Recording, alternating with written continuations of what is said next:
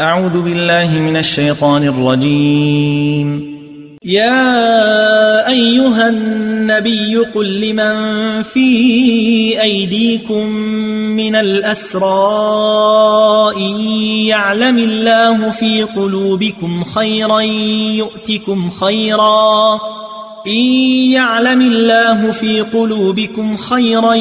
يؤتكم خيرا مما أخذ منكم ويغفر لكم والله غفور رحيم.